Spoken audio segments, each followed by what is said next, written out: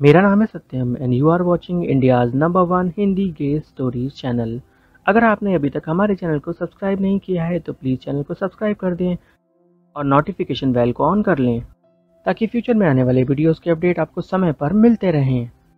हर रोज़ रास्ते में स्कूल जाते वक्त मेरे और सुमेश के नैन आपस में टकराते ज़रूर थे। मैं उस वक्त 12वीं का छात्र था और वो मुझसे कुछ 2 या 3 साल बड़ा था। सुमेश के नैन नक्श अधिक सुंदर थे। जब उसकी आंखें मेरी आंखों से मिलती थीं तो मैं शर्मा जाता था। हमारी बस डेली उस ढाबे पे जाके रुकती थी जहां सुमेश हर रोज अपने ट्रक से आया करता था। मेरे क्लास के बाकी लड़के लड़कियों की बातें किया करते थे और मैं हाँ में हाँ मिलाता रहता था। एक बार टीवी पे न्यूज़ आ रही थी, करण जौहर के बच्चे हुए उसके बारे में। मम्मी ने मुझसे पूछा, सुनील, जब इसकी शादी नहीं हुई तो बच्चे कैसे, और इसने शादी क्यों नहीं की? तो मैंने बताया कि उसे लड़के पसंद हैं। इतना सुनना था और मम्मी बोली, बड़ो हरामी आदमी है ये। मैं हंस पड़ा और अगले ही पल मेरी हंसी गायब हो गई, क्योंकि मैं भी तो सुमेश को चाहने लगा था, मन ही मन। पर ये नहीं पता था वो मुझे चाहता भी है या नहीं। हर रोज़ अद्युत को पिक करने के लिए बस ढाबे पर रुकती। कई महीने यूं ही हमारी आंखें आपस में मिलती रहीं। मैं इंतज़ार में रहता, शायद कभी तो कोई इशारा दे सुमेश, पर वो सिर्फ मुझे देखता। मैं स्माइल पास करता तो वो इग्नोर कर देता। बड़ा अजीब सा लगता, जैसे मैं उसके पीछे पड़ा हूँ, जबकि मेरे ख्वाबों ख्यालों में सिर्फ सुमेश था। मैं उसके साथ वक्त बिताना चाहता था ताकि वो मुझे और मैं उसे जान सकूं, समझ सकें एक दूसरे को। इसी बीच पता चला कि बुआ की शादी तय हो गई। अब दहेज का सामान आया। हाँ, माना दहेज लेना और देना दोनों गलत है, पर इंडिया में कानून सिर्फ कागजों तक ही सीमित रहता है, कभी अमल में नहीं आता। पापा बहुत परेशान थे कि कोई ट्रक वाला नहीं मिल रहा, और जो मिल रहे हैं वो इतने पैसे मांग रहे हैं जिनका हिसाब नहीं। मुझे तुरंत सुमेश का ख्याल आया। मैंने साइकिल उठाई और रतन सिंह के ढाबे पे पहुंचा। उनसे पूछा कि क्या वो उस ड्राइवर को जानते हैं जो रोज़ यहाँ ट्रक से आता है। वो बोले, यहाँ तो ना जाने कितने ट्रक से आते हैं। मैंने बताना शुरू किया कि वो बहुत यंग है, 21 या 22 साल का, एकदम हष्ट पुष्ट, डोले शोले, और हर सुबह सिर्फ लुंगी लगा के वो अपने ट्रक की धुलाई करता है। इतना बताते ही वो बोले, अच्छा सुमेश, मुझे नाम पहले से ही पता था, क्योंकि कई बार मैंने लोगों को उसका नाम बुलाते सुना था और मैं नहीं चाहता था कि कुछ गड़बड़ हो, इसलिए मैंने ऐसा दिखावा किया। उस आदमी ने मुझे सुमेश का एड्रेस दिया और बोला कि पापा से कहना रात में जाएं 8 बजे के बाद, वो वहाँ मिल जाएगा। मैंने कहा ठीक है। फिर मैं घर आया। मैंने सोचा पापा से क्यों कहूँ, मैं खुद ही बात करता हूँ, आखिर इसी बहाने मुझे उससे मिलने को मिल जाएगा। रात को 8:30 बजे बड़े मुश्किल से घर से बहाना बना के निकला।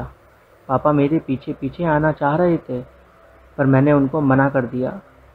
मैं सुमेश के घर के बाहर खड़ा था, साइकिल में ताला डाला और सुमेश का दरवाज़ा खटखटाया। उसके हाथ आटे से सने हुए थे। जब उसने दरवाज़ा खोला, बोला, अरे तुम यहाँ कैसे?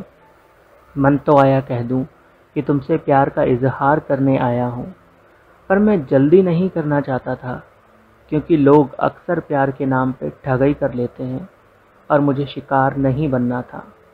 तो मैंने उसे पूरी बात समझाई कि कैसे मेरी बुआ की शादी में ट्रक की ज़रूरत है। उसने मुझे ध्यान से सुना और जब मैं बोल रहा था वो लगातार मेरे होठों को देख रहा था। मैं उसकी आंखें पढ़ रहा था। मैंने पूछा, तो डील पक्की समझे? वो बोला, बिना एडवांस के डील पक्की नहीं होती। पापा से कहो एडवांस दे के जाएं। मैंने कहा, कितना चाहिए, मैं दे देता हूँ। वो हंस पड़ा और बोला, तुम्हारे पास पैसे भी हैं? मैंने कहा, मेरी पॉकेट मनी है। और उसने कहा, दिखाओ कितनी है? 500 रुपये निकाले मैंने। वो हंस पड़ा, बोला, इतने से बुकिंग नहीं होती, पापा से कहना 5000 रुपये लगेंगे। मैंने कहा ठीक है, अब मैं चलता हूँ। सुमेश ने कहा, बस? बुकिंग के लिए ही आए थे और कोई काम नहीं था। मन में आया दिल की बात कह दूं, पर डर था कि वो समझेगा भी या नहीं, या मुझे बदनाम कर देगा। मैंने कुछ नहीं कहा और जाने लगा।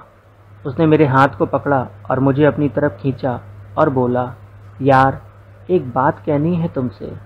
मैंने कहा, हाँ कहिए, क्या कहना चाहते हो? तो बोला, प्लीज़ नाराज़ मत होना। मैंने कहा, नहीं होऊंगा, बोलो ना। वो बोला, मुझे तुम बहुत अच्छे लगते हो। ये सुनकर मेरा दिल तो गार्डन गार्डन हो गया और मैं उछल के उसकी गोदी में चला गया।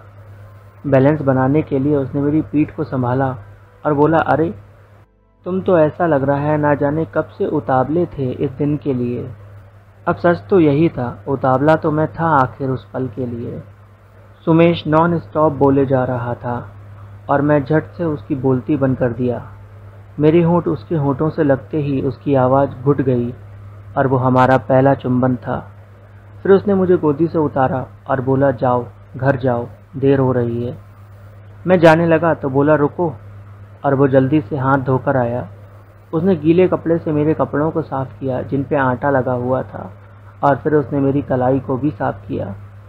मैं साइकिल उठाकर वापस घर आया और पापा को बताया सुमेश के बारे में। पापा पहले तो नाराज़ हुए, पर दादी ने कहा, एक तो लड़का घर का काम करके आया है, ऊपर से उसकी तारीफ की जगह उसे डांट रहे हो, ये तो बहुत गलत बात है। पापा ने मुझसे सॉरी बोला और फिर सुमेश के घर के लिए चल दिए। पापा ने उसे एडवांस दिया और हम सुमेश के घर से निकले। अरे मेरा पर्स शायद अंदर रह गया, अभी लेके आया, मैंने पापा से कहा, और मैं जल्दी से वापस सुमेश के घर गया। वो पंखे के सामने लुंगी लगाए बैठा था। मुझे देखते ही बोला, अब क्या हुआ? मैंने कोई जवाब नहीं दिया।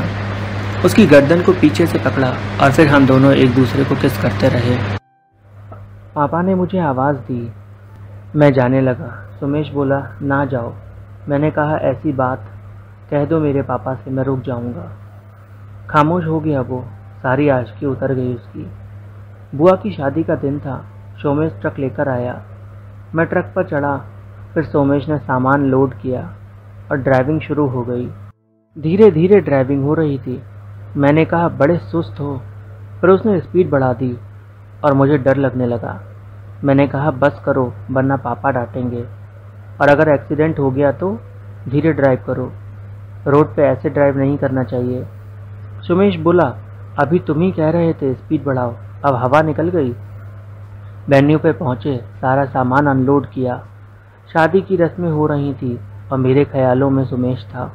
मैंने जैसे तैसे उससे मिलने का प्लान बना ही लिया। उसको इशारा कर अपने रूम में ले गया। वहाँ हम दोनों एक दूसरे में खो रहे थे। उसके हाथ मेरी गर्दन पे थे, लबों से लब मिलते हुए, आंखों में आंखें थीं कि तभी पापा ने दरवाज़ा खोला और अंदर आ गए। मुझे ऐसा देख उनका खून खौल गया और उन्होंने मुझे और सोमेश को बहुत मारा। सुमेश यानी सुमेश उसी रात वहाँ से चला गया और फिर मैंने उसे कभी नहीं देखा। प्लीज़ चैनल को सब्सक्राइब करें।